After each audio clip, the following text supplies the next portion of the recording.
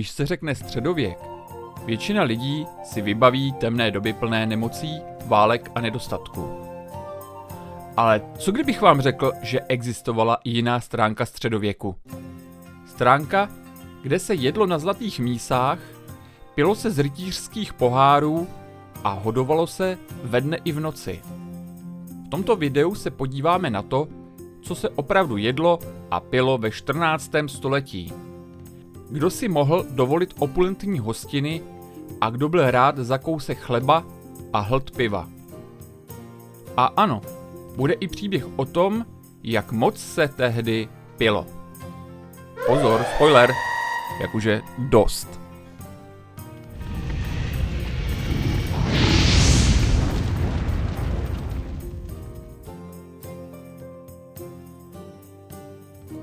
Ve 14. století nešlo jen o to, co máte na talíři, ale taky proč to tam vlastně máte. Jídlo bylo ukazatelem postavení. Urození páni a dámy si mohli dovolit nejrůznější lahůdky, které byly nejen chutné, ale měly za cíl ohromit hosty. Zatímco šlechtici jedli zvěřinu, exotické koření a sladké dezerty, prostý lid se musel spokojit s jednoduchými pokrmy a často jen s tím, co vyrostlo na jejich poli či zahrádce, nebo co zbylo po panské hostině. Rozdíl mezi stoly těchto dvou světů byl stejně propastný jako rozdíl mezi hradem a venkovskou chalupou. Ale i přes tuto nerovnost si lidé jídla vážili. Sedlák mohl mít na stole jen chleba, cibuli a kaši, ale jedl to s úctou, protože věděl, kolik práce to stálo a téměř každý z nich zažil nedostatek nebo dokonce hladomor. Hostiny šlechty byly doslova divadelní představení. Čím bizarnější a bohatší pokrm, tím lépe. Maso bylo hlavní hvězdou každé hostiny. Hovězí, vepřové, bažanti, divočáci, ale i labutě nebo pávy. Ti se po upečení znovu ozdobili vlastním peřím, aby na stole působili honosněji. Takové jídlo často bylo jen na pohled a jmenovalo se Schauessen, čiliže jídlo pro vzhled, jídlo na obdiv. Nešlo ani tak o chuť, jako o efekt. Kuchaři soutěžili, kdo připraví jídlo, které hosté předtím nikdy nejedli nebo neviděli. Kromě masa se podávaly i omáčky z exotických ingrediencí, čerstvé ovoce, sladké koláče, zázvorové pivo, kandované květy nebo kaše s medem. A samozřejmě nechybělo ani pečivo, hlavně bílé z pšeničné mouky, protože tmavé bylo považováno za jídlo chudých. Na venkově vypadal jídelníček jinak, mnohem skromněji.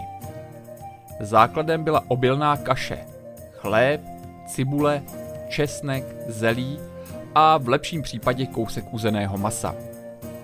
Luštěniny a zelenina tvořily většinu stravy. Sladkosti byly vzácné, med byl velmi drahý a cukr ten ještě víc. Jídlo muselo být vydatné, protože lidé tvrdě pracovali. Zajímavé je, že chléb nebyl jen pokrm, ale sloužil i jako talíř. Krajíc z tvrdého chleba se pokryl jídlem a když se nasákl šťávami z jídla, tak se po jídle snědl, a nebo se dal chudým. Bylo to praktické a ekologické. Když mluvíme o středověkých hostinách, nesmíme opomenout jednu z nejvýznamnějších postav českých dějin, a to císaře a krále českého Karla IV. Ten nejenže formoval podobu Evropy, ale jeho dvůr byl také centrem kultury, etikety a samozřejmě i jídla. Stravování na jeho dvoře se neslo v duchu luxusu i přísné etikety. Pokrmy byly často inspirovány francouzskou a italskou kuchyní a při velkých příležitostech hosté usedali ke stolům s desítkami chodů. Jeden z nejslavnějších dochovaných jídelních lístků pochází z hostiny pořádané na francouzském dvoře dne 5. ledna 1378, kde byl Karel IV. Čestným hostem.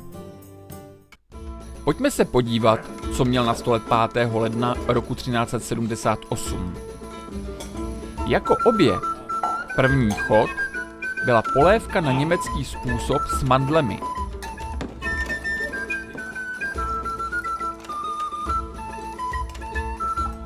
Poté následoval zajíc na černo, pak různé malé paštiky a nakonec hovězí maso. Jako druhý chod byla pečení na více způsobů. Žlutá omáčka, čerstvé mandlové mléko, norské pyrošky, což jsou placky plněné masem, sýry a ovocem, a na závěr lombardské koláče.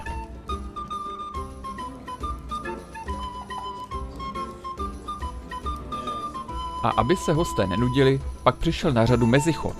A to byl kančí ocásek. Pak následoval třetí chod. Růžová polévka, housata a tuční kapouni se žampiony a drůbeží omáčkou, pšeničná kaše s vejci a na závěr zvěřina.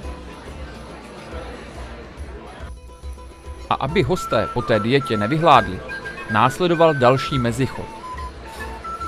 Slepice do zlatova vypečené, zelené a žluté omáčky a masové knedlíčky. A konečně přišla večeře. A jako první chod se na večeři podával slabý vývar z kančího masa. Pak následovala bílá polévka s vejci, ragú z králíka a říční husy, omáčka v misce z chlebové kůrky. Jako druhý chod pečení na více způsobů, pečivo s masovou náplní z králíku a tučných kapounů, tvarované drobné pečivo, mořský okoun s bílou a zelenou omáčkou. Pak si hosté vydechli a následoval třetí chod.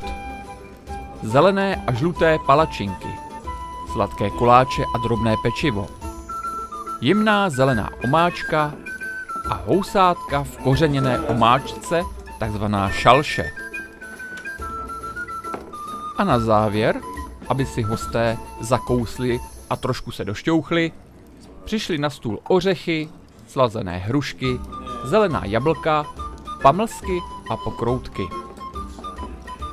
Tento jídelníček svědčí o tehdejší kulinářské rozmanitosti a bohatství, které bylo na královských dvorech běžné. Je fascinující vidět, jak pestrá a sofistikovaná byla strava ve 14. století. A to vše podáváno na stříbrných mísách, doplněné o hudbu, tanec a neodmyslitelné dary pro hosty. Středověké stolování mělo svá pravidla, ale i zvyklosti, které by nás dnes zaskočily. Například příbory. Většina lidí měla jen vlastní nůž.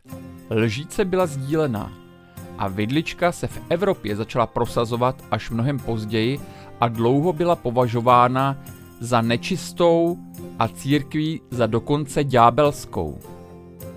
Na hostinách se jedlo rukama. Jídlo se trhalo, máčelo do omáček a často se dělilo s ostatními. I přes ten chaos měla hostina jasný řád. Hudba, kejklíři, vystoupení, šašci, vtipálci, příchod hlavního chodu se ohlašoval trubkami. Byla to společenská událost, politika i zábava v jednom.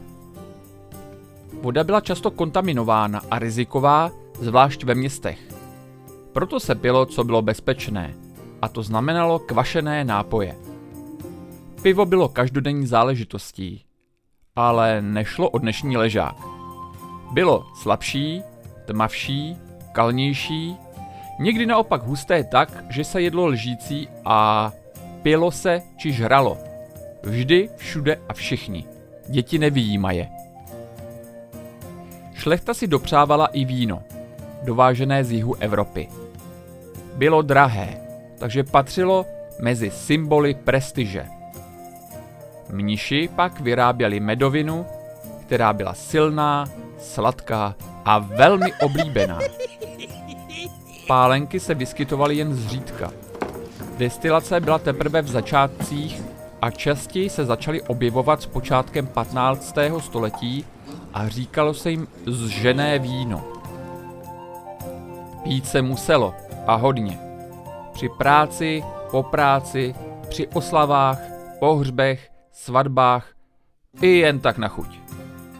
Džbán na stole byl běžnou výbavou každé domácnosti. Docela se měli teda. Alkohol byl ve středověku každodenní záležitostí. Dnes by to připomínalo permanentní oslavu. Pivo se vařilo v každé domácnosti. Často slabé, ale i tak účinné.